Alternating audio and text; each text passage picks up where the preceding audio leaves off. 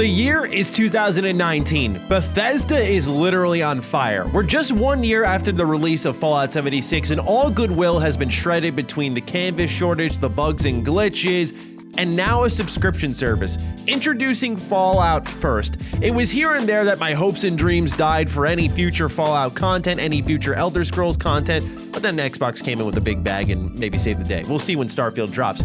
But in the meantime, the true savior was the newly owned Xbox first-party studio, Obsidian Entertainment, who dropped the exact game, the exact experience we were looking for in a time of great need. And that was The Outer Worlds, a game that I love dearly, one of my favorite RPGs of the last generation, and one that anytime I do tend to bring up in any form of conversation on Twitter and on YouTube, I see the response is overly negative. People don't seem to like this game as much anymore. Me? I love it. I've replayed this game multiple times. I am happy to dive back in and show you all why I think this game is truly special.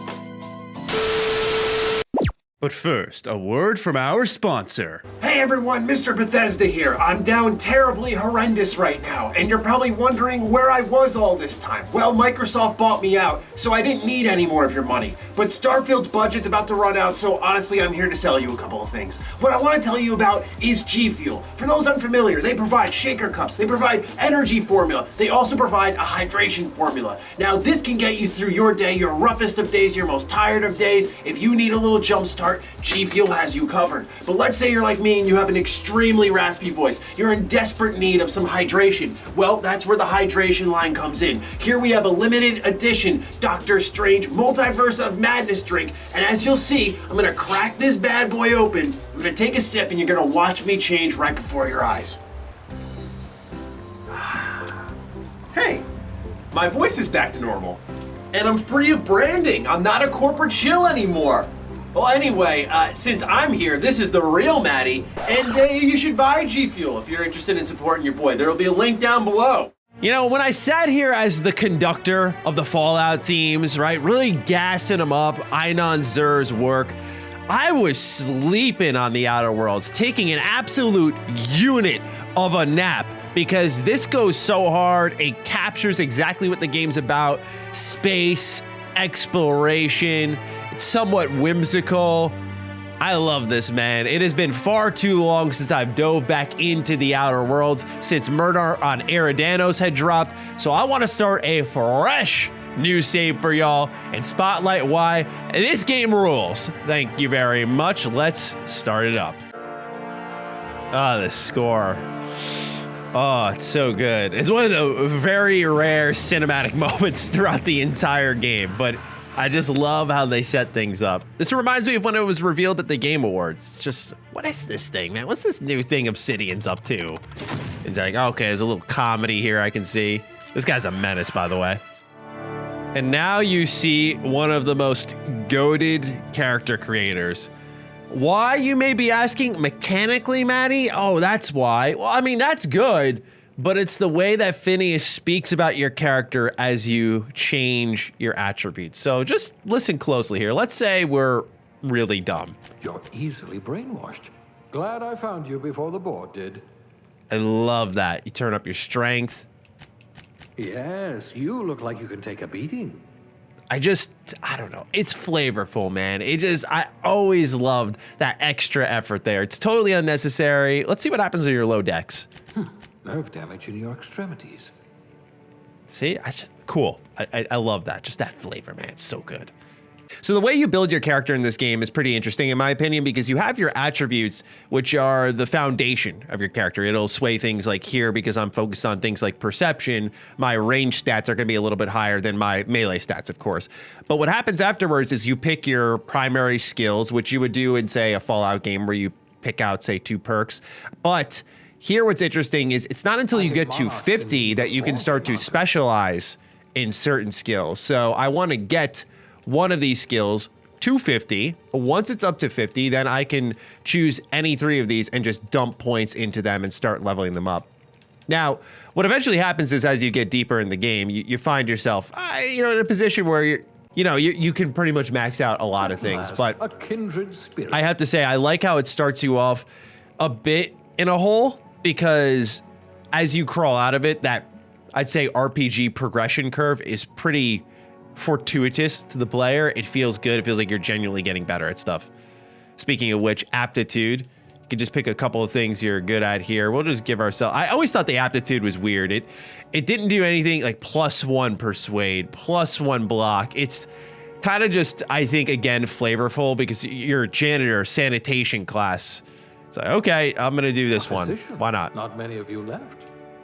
And I remember here, when you're creating your character, it's not the best character creator, but it's definitely good enough where, you could argue maybe they'll do something with third person, but they never did. And I remember that was a big bit of speculation within the community that people were thinking, oh, certainly Obsidian's going to do something with third person, but they unfortunately never did. Is this what I look like?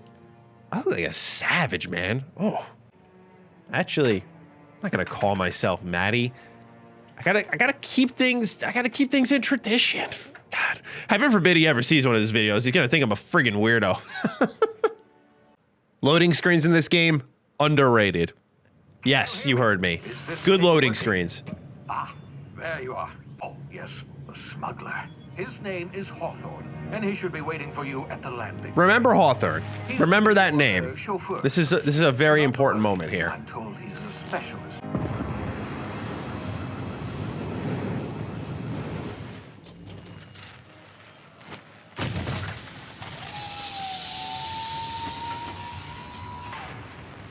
Ah, you've landed. Good. Hawthorne should be close by. And there's... Yep, there's Hawthorne. I told him to plant the beacon and move away. That's why you want to remember Hawthorne. No sense in letting it ship. For those wondering why I'm getting the achievement, I've played this game on Epic and on PS4. That's where my newest playthroughs are. But to me, this moment here reminds me a bit of the step out moment in BioShock, especially because in BioShock Infinite, you shoot up into the sky and then you see the whole initial setting of the game. In this game, you crash down, step out. And I don't know, it's one of the more underrated step out moments in gaming that's not Bethesda. And that's why this game spoke to a lot of people, as you'll hear me say ad nauseum in this video. It's because it did what Bethesda wasn't doing at the time. For a lot of people, that served a temporary purpose. As I mentioned in our intro, many folks are down on this game now. It's not a good game anymore. And I respect people's opinion, and certainly they're allowed to change. Certainly I've had opinions that change, but this is one that I don't know if I can understand. But it just served a very important purpose to people feeling like there would not be any more of these types of games with Bethesda making something like Fallout 76. Fortunately, now we have Starfield, and the narrative's starting to change again. Hey, you, come here. You've tried the best now. Try the rest. Spacer's choice. Oh, wow, that stings. Very much a great setup for the universe we're in. It's all about the corporations here. You've been dropped into a actual society completely run by the corpse to the point where they're just promoting to you even when they are injured on death's door. So Spacer's what? Oh, we're all part of the Spacer's Choice family here. Not that I deserve to be.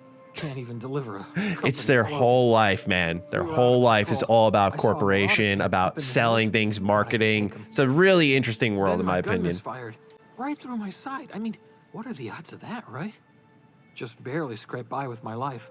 Crawled in here and blocked off the exit with those canisters. Now, you'll note that he mentioned his gun misfired, and what are the chances of that? Spacer's Choice would be effectively, if you want to make a real world comparison, the Walmart of the Outer Worlds.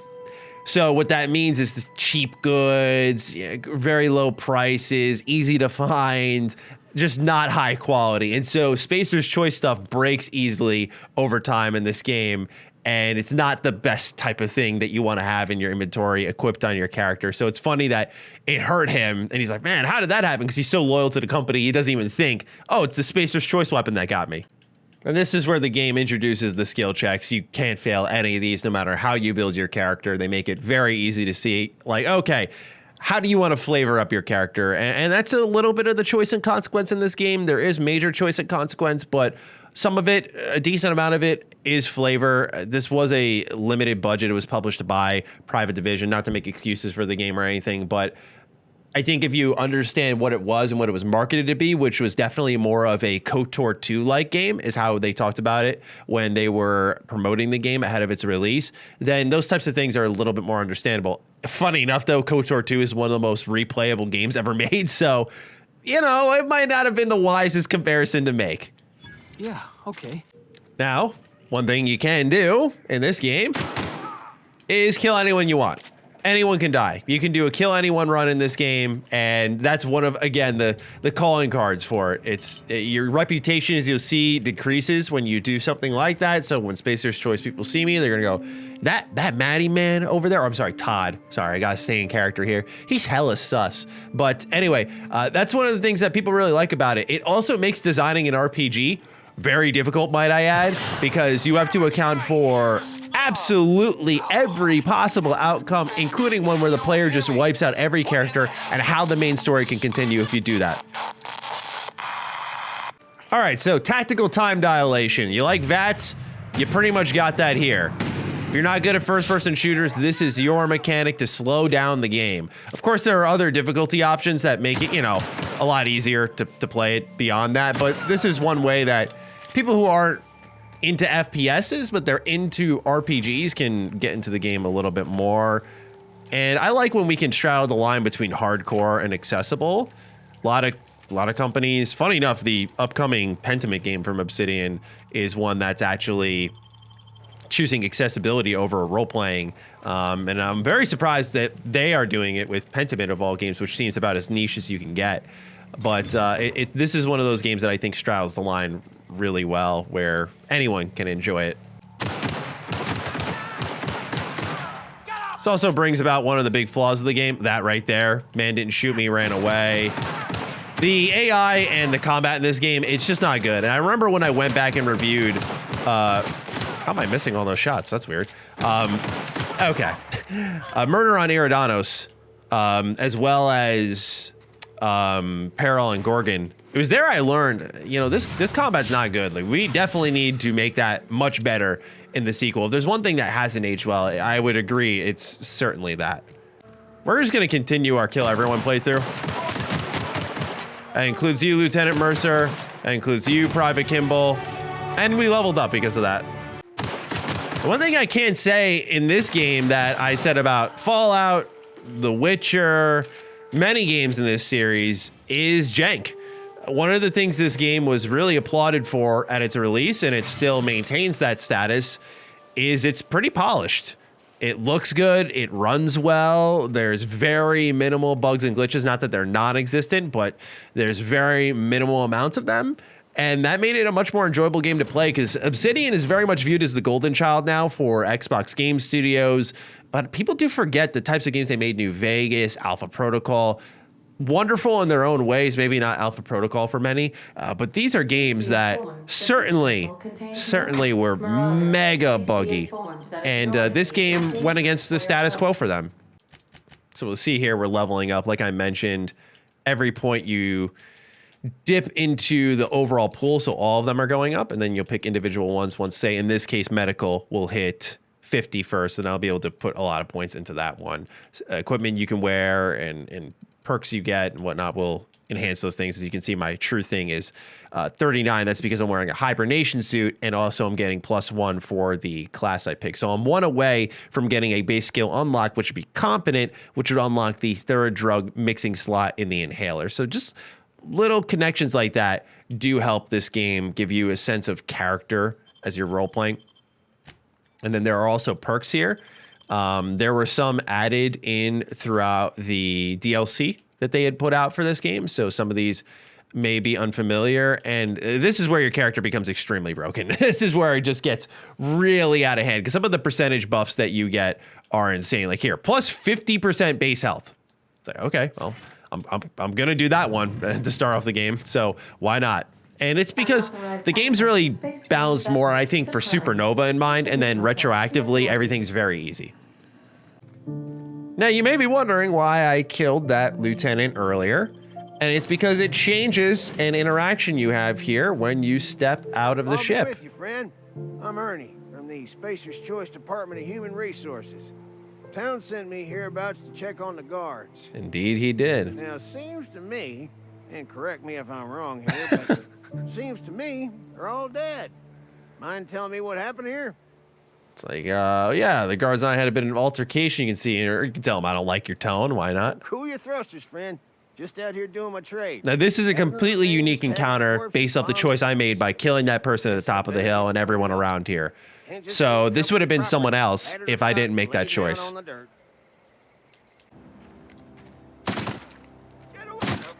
Criminal activities, indeed. Don't want to be seen doing them, but no one knows what happened here to Ernest. He only had 2 bits on him. Oh well. This is my favorite track in the whole game. It's funny because it's literally the first one you hear, but they just keep looping it over and over and over, and it just, I think, goes so hard. But you know you have a favorite game when you have a patented starting route. I always go to the right here. I go up to the Marauder camp, then I drop down over the rock. I kill the Marauders down there, and then I make my way to Edgewater just every time. All right, in a couple moments here, we're approaching our first town, Edgewater, but I always like to pick up the side quest here from this gentleman because Silas just depicts how corporately competitive things are here. Whoa, hey. And it always cracks me up. So let's get into this conversation. Don't go ambling out in those hills. And here you can lie. You can take Alex Hawthorne's identity, which you can do all game. You call yourself Hawthorne. It's funny how continuous it is. Hauling corpses. You don't want none of that on you. Name's Silas, Junior in Edgewater is a company town, board owned and operated. That includes the cemetery. None of us own our grave sites. We rent them from the company. They rent their graves. Money means paperwork. They rent Paperwork means signatures. their graves. Some of our This is one of the most families bonkers setups to a side quest. I They swear to do. God. You're making people pay for their own graves? Company policy. If it was up to me, I'd put the whole town 10 feet up, free of charge. All right, so we have a quest here that involves you collecting the gravesite fees, as you just saw. What I want you to pay attention to here is how we have a pretty basic quest of run here, talk to this person, and that's really it. But it's because of, I think, the setting and obviously how they establish what kind of world we're in, that it makes that type of side quest okay, which I think signifies to me strong writing and a pretty rooted world design. So let's start off with the barbershop here. This gentleman is as sus as all get out. Let's talk to Conrad. Please don't touch anything. Your hands are probably crawling with germs. Silas sent me to collect your dues. Gravesite fees. Silas and I had talked about this at length. He's gonna try to Thought I'd shirk make it now. clear my pecuniary situation precludes the necessary restitutions. So this gentleman, he's broke. No idea what he wants to do. So we're gonna go back here and we are going to check. One of these bodies has it. Let's see, is it this gentleman? No, is it? I could have sworn it was this scientist here. Maybe it's on this here. Yes, it's the letter saying the receptionist shot himself. This is bad. This is gonna ruin us. So I was thinking that we pawn off his teeth. Eugene had a full set of gold teeth. So you're like, well, set of gold teeth. All right, let's talk to Conrad about that, shall we? So let's see here. It sounds like you've had some training, know a thing or two about medicine. Why not use the teeth as collateral for your gravesite fees? You know about Eugene? How? Man, just watch me walk in there. You know, I found your note. Then, you know Phyllis suggested selling off Eugene's gold teeth. There's another one here in the Saltuna factory that always gets me because of just how downright morbid it is. All right, let's talk to Phyllis. You the new worker? Whatever. Make it quick, Tenderfoot. I'm busy. I'd appreciate it if you didn't tell Reed I was late on my payment. These papers aren't signed in your name. Why is Because that? they're not my fees and not my gravesite. Guy I worked with shot himself. I paid the bill. Okay. You have to pay for your neighbor's gravesite fees? Why is that? If you're not familiar with board law, you ought to be. Educate me, Law please. requires delinquent gravesite fees to be paid by the deceased party's closest living relative, which meant me. Shame, though. Eugene was a good worker. You said this guy shot himself? Woke up one morning and put a round through his upper story. Can't imagine why. Can't imagine why. Not the oppressive work schedule. Receptionist. Just between the two of us, I'm pretty shocked his weapon didn't misfire. See, harkening back to the beginning of the game. It's that type of writing, man. That's consistent. Okay, so it must be tough losing family, right? I mean, closest living relative? Eugene wasn't family. Huh? I thought you said you were his closest living relative. Yeah, I was the closest living person relative to his body at time of death. I'm the one who found him, you see, so I pay the fines. Suicide's a crime. The legal term is irreparable damage to company property. What Eugene did to himself was vandalism.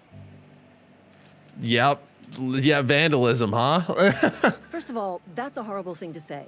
She tells me that's horrible. Like, this is what I'm saying. This dialogue is goated. I don't know how you can hate this game. I really don't. In other words, Edgewater would have been penalized pretty hard. Let's say we defend Eugene. He's a person, not an asset. Well, excuse you. I'll have you know, Eugene was an asset to us all. May his atoms be commended to the law. Man, all I know is just heartless. Eugene's gravesite fees. Now let's meet the best companion in the game, quite frankly, shall we? We all love Parvati, don't we? That's not a hot take, right? It's just what Bess needs is a proper refurbish. I can bandage her up and what all. I just love the performance of Parvati. Old. So good. Sorry, I'm sorry. I'll just that kind of nervousness, so hard to capture. I also want to throw out there that her personal arc about asexuality is really different compared to any other companion I've seen in a video game before. It's a very different type of story. It's very interesting because it's different, but the representation's there too, which is great to see. But let's continue on with the introduction, as I am Todd Howard, Mr. Thompson. I'm Reed Thompson. One thing that does bug me about the Outer Worlds is I do look at areas out here like the lava. You see the volcano in the distance, and you do wonder, what if they just focused on the Emerald Vale as an area instead of making it multiple hubs? Because artistically, it just beckons me to go out there and see what's going on. But the amount of exploration is pretty good because the map is sizable here, as you can see. It's just not on the level of a true open world game. Again, to me, incredibly refreshing in a day and age where every game feels like it needs to be 70 hours. I don't mind a 70-hour game here and there, but I don't think every game needs to be that. And it was nice to get a full-fledged RPG that understood that focused on choice and consequence and got your 70 hours out of multiple replays instead of one fattened up playthrough. Here we go.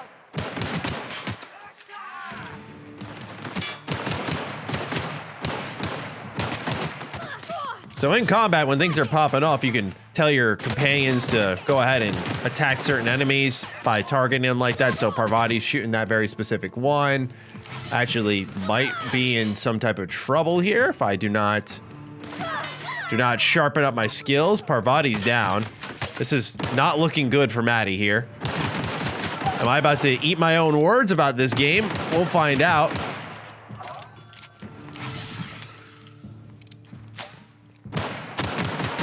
There we go. That's the damage Matty's looking for here.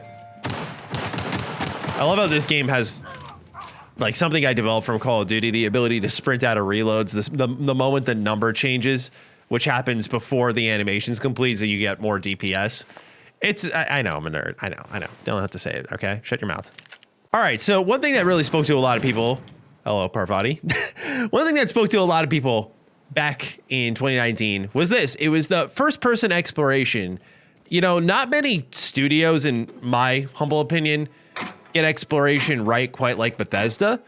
I just feel it's that, like, what you're seeing here, this level of interactivity, opening every single locker, interacting with everything that's in a room pretty much. It's not quite on the level of Bethesda Game Studios, but it's interactable enough where I can go here and I can look inside this cash register. And if memory serves me correctly, I think there's a note or a terminal that we can read here on the top floor somewhere. Come on, memory, don't fail me now.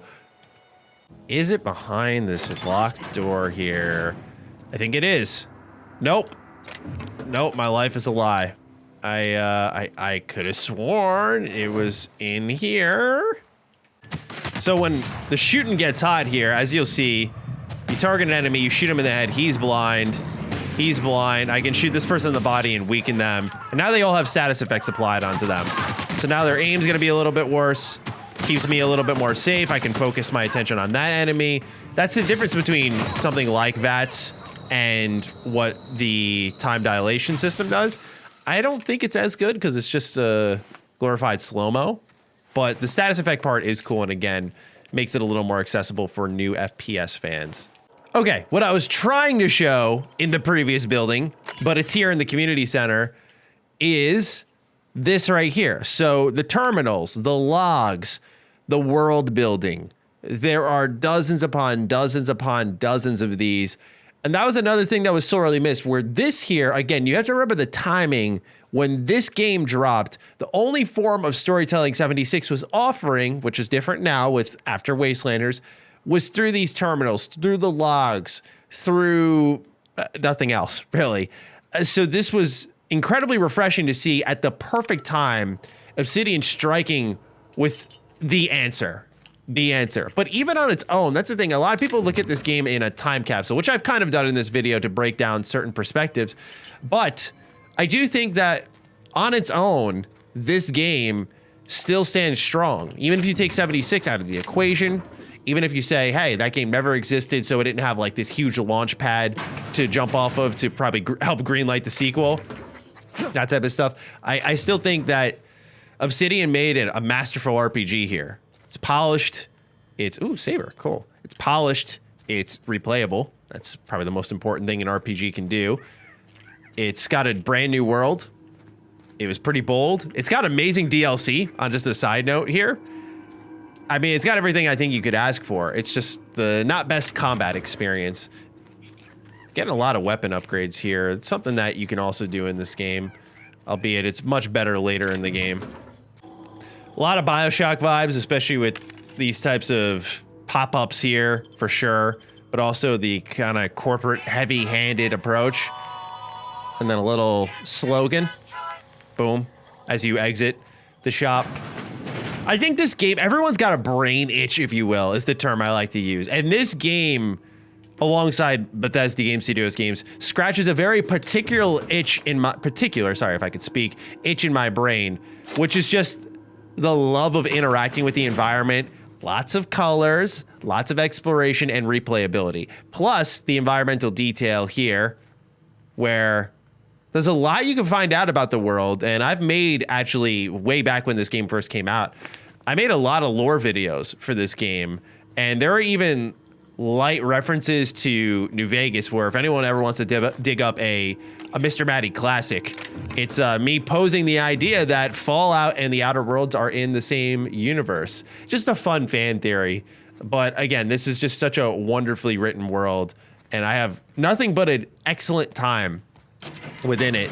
So hopefully in this video, across the dialogue, the companions, the leveling, the art design, the exploration, I'm hoping, the loading screens, how could I not shout that out? I'm hoping that I did this game a good service. I'm hoping that maybe some of you will, of course, fondly remember it, but those of you who may have gone sour on it, you can understand why someone really does like this game. I know some of you out there have been complaining, for example, that most games I play here I end up liking. It's because I like a lot of games, but also to me, just making content for me to shit on a ton of games doesn't sound like a good time for anyone.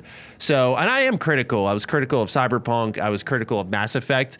And you will get those types of videos from time to time. Not every game I am going to like, but just know that, yeah, like I want to pick and choose a lot of the things I do enjoy that I can celebrate with all of you, because not everyone likes what I like. And if I can have the chance to open up some people to a pretty awesome game, then I'm going to do that. And especially when I see how the conversation has changed over time with the Outer Worlds, I wanted to make sure I did the right thing, I felt. But also, I'm very excited for the sequel. I'm expecting everything in this game to go up to 900, and that's going to be a wonderful time. So let me know what you think of the Outer Worlds down below. Do you love it as much as I do? Do you think it's as fantastic as I do? I'm really looking forward to getting your thoughts. Other than that, take excellent care of yourselves, and I will see all of you in the next playthrough video. Stay sexy, stay active. I love you all. Peace.